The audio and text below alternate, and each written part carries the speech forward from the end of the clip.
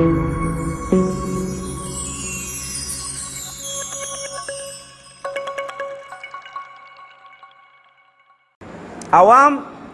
مولانا مسیح اللہ صاحب رحمہ اللہ و فرمائل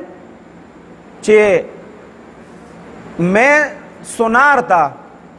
لیکن لوگ مجھے لوہار سمجھنے لگے. هغه سره چې کوم خلک وایي به یې تپوس وکړه حضرت د دې څه مطلب دی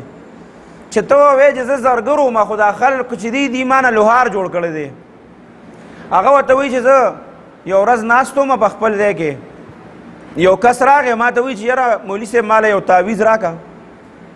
ما ورته وایي چې زه تعویضونو کار نه کوم لاړ شه پلانکي مولا پسې لاړ شه پلانکي مولا پسې لاړ شه. وایي چې لاړه وګرځېد لږ ساعت پس بیا راغی چې حضرت ته راله تعویض راکړه هغه نه ناخلم یا هغه نشته. ما ورته چې ګوره دا تعویض ماویض کار زما نه دی پلانکي مولا له لاړ شه. بیا مې ورته بل وښو بل او بیا واپس ماله راغی. هغه کس چې کوم ورسره ناست و هغه دا واقعه نقل کوله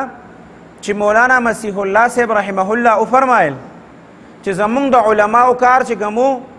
دا د زرګر کارو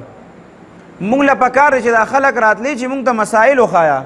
دا پلانکۍ مسله څنګه ده دا پلانکۍ مسله څنګه ده.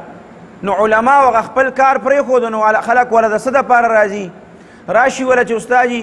ما کره دا چل دی زما په کور کې اختلافات دي ما له د دې سیس تعویض وکړه.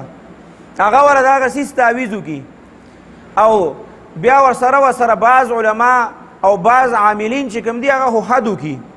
او حد داسې وکړي چې هغه کس وله راغلي کوم که نه هغه له په کور کې دومره لانجه وګوري دومره لانجه هغه ته به وایي چې اوهو دا خو ستا دا کم بیمار چې دی ده باندې خو چا څه خوړلي دي اوهو دا پلانکې ستاسو دا خو داسې څیز دی چې په تاسو باندې ستاسو رشته دارو کې چا څه کړي دي ستاسو نږدې کس دی دا د لرې کس نشي کولی. نو په کور کې ول هم جګړې جوړې کړي کور ته چې لاړ شي بس هر سړي ته خپلې ښځې ته د شک په نظر ګوري خپلې خور ته د شک په نظر ګوري خپلې لور ته د شک په نظر ګوري خپلې ترور ته د شک په نظر ګوري خپلې رواندار ته د شک په نظر ګوري چې دا دې کړي دي خپل رور ته به د شک په نظر ګوري چې یاره دا به ده کړي.